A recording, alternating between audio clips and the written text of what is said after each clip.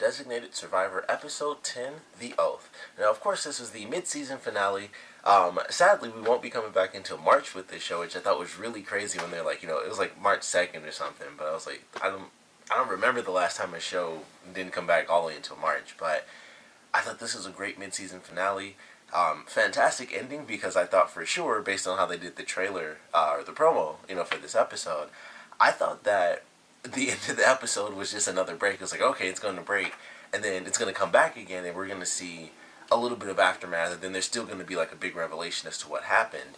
And it was nuts. I was like, okay, I'm waiting for the next commercial break, and then the logos show up, and I was like, crap, that was the end of an episode, and we won't have this episode for like another 3 months. So really great ending. I love how they did the stories in this episode where they've been doing it the whole season. That's kind of what I like about this show, is that they have these two separate storylines that work towards the same goal, and they inch closer and closer. In this episode, they just take an exponential leap, and they just get so close. And of course, Wells is right there in the thick of it.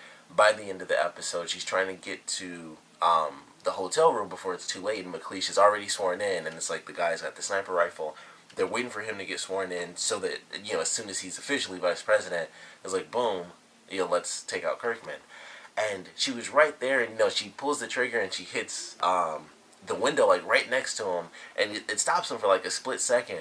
But then, of course, he pulls the trigger anyway, and, we get the end of the episode. But, everything leading up to it I thought was really well done. It starts off with her, of course, after she gets hit, and the guy's like, are you okay, and stuff like that, and then he starts choking her. Unfortunately, she's able to actually step on the gas, and the car still works, so she was able to get out of that situation. But of course, she loses all her evidence as she takes off. She goes to her buddy. He helps her out. He helps her, or she helps. Yeah, he helps her. I was mixing myself up, but he helps her get a little bit of extra information. And as things kind of move along, we get some new, plot points where we find out that one of the people that was supposed to have been dead is actually alive, and he's hiding from this secret organization. He knows who they are, and we find out that he's actually the one who was calling Wells, and he disguised his voice and everything as a woman.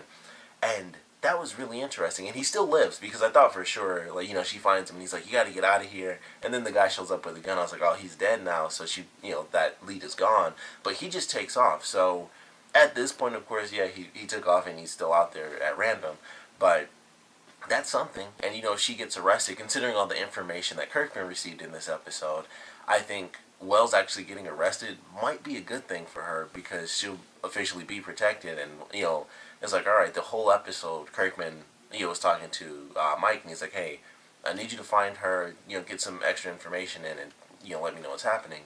So her being arrested, especially at the event, she's a couple hundred feet away, or a couple thousand, I guess, if she's all the way in the back.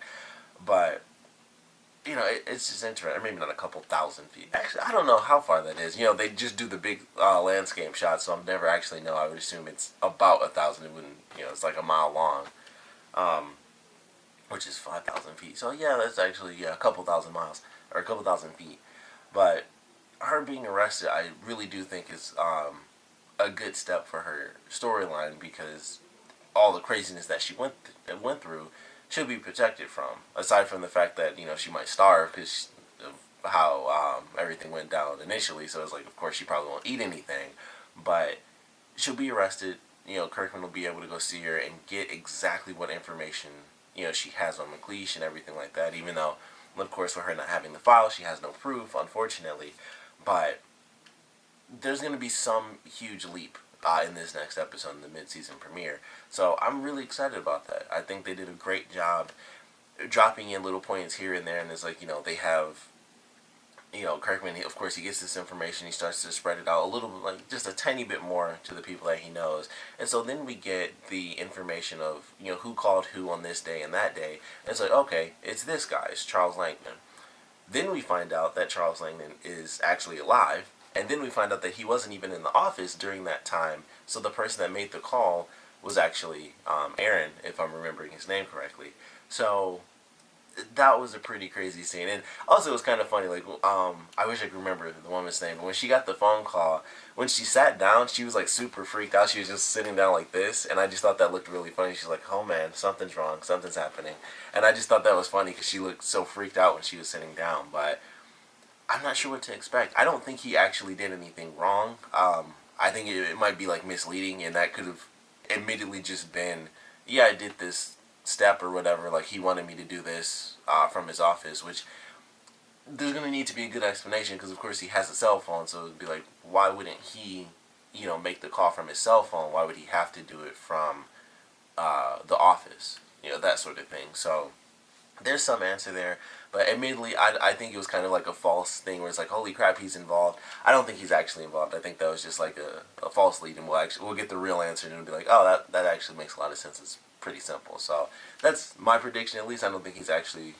one of the conspiracy guys, but we ultimately do have to wait and see. McLeish, I highly doubt will end up being president by the next episode. I don't think they killed off Kirkman, but someone was hit.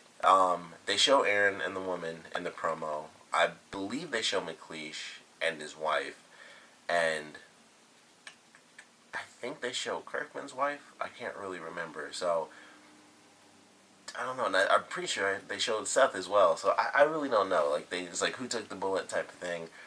I don't know. It might be Kirkman's wife. They just show flashes and stuff. They just show everybody, before that person actually realizes they were hit and they, fall or whatever. But we just have to wait and see what happens. All these revelations and stuff like that. We got a second person who actually lived, which brings up the question, how did everyone think he was dead? I mean, I guess that everyone assumed that he was there. So did he escape beforehand? I mean, I would assume that would have to be the case, is that he knew something was going to happen, and I guess it was like between him and McLeish maybe, and they chose McLeish over him, and he was like, well, screw you guys, then I'm going to, fake my death, and I'm going to get out of here early. So maybe that was the case, and that's how he knows about them, because he was working with them initially, and like I said, maybe they chose McLeish over him, and so, he got, of course, mad about that, because like, I don't want to die, but I have to show up, or it's suspicious. So maybe that's what it was, where he got out a little early, and they allowed him to fake his death to everyone, and then he could hide away. But I don't know. I'm very curious how that's going to play out. Like I said, he's still alive, so that lead is out there, and all Wells has to say is, yeah, this guy's alive. This was his house, and he took off in this very specific car. Which, I mean, I guess you getting shot at, you take off. So I was thinking like, man, you probably shouldn't have used the car. Like, how else do you think she found you? But they might be able to track him down again, unless he's smart enough to ditch the car. But we just have to wait and see. I think this is a good finale, though. I think this is a really good mid-season finale. It was very tense. The two storylines finally, still not technically merging, but getting so close. And I'm assuming the mid-season premiere, they're gonna just officially be merged because, like I said, Wells is arrested. Whole episode, Kirkman was like, all right, we need more information on Wells. We need to find Wells. This stuff is weird. He's kind of himself, and it's like, if she is crazy, okay then. But considering everything she's gone through, I think we should, kind of give it a shot. Like, we should still find her and see if there's something useful that we can get out, what she claims. So, excited for that in this next episode. But overall, really enjoyed this one. I thought it was a really good finale. I'm excited to get some of these revelations. Excited to see where some of the new plot points lead to, like finding out that this guy's actually alive, finding out, the phone call thing and how that's connected. So, I'm excited. We also find out McLeish's wife is in on the whole thing, too. That was like kind of a small scene. I didn't really think she ever played that big of a role anyway.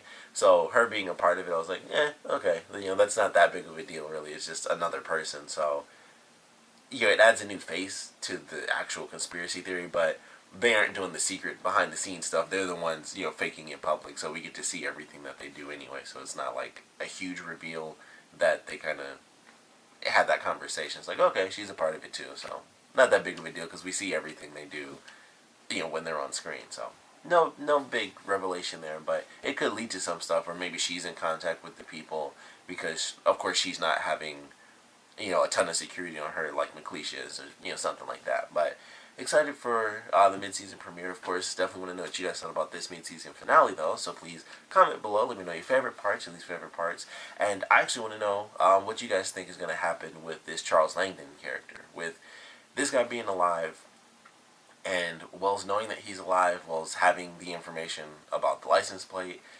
I feel like they're gonna at least try to track him down. They might not actually find him in the next episode, but that's a big leap of information. Like, that's way more than they've had before. Like, you found someone, she found the whistleblower that she was looking for. Unfortunately, she was being tracked, and she had to kill that guy.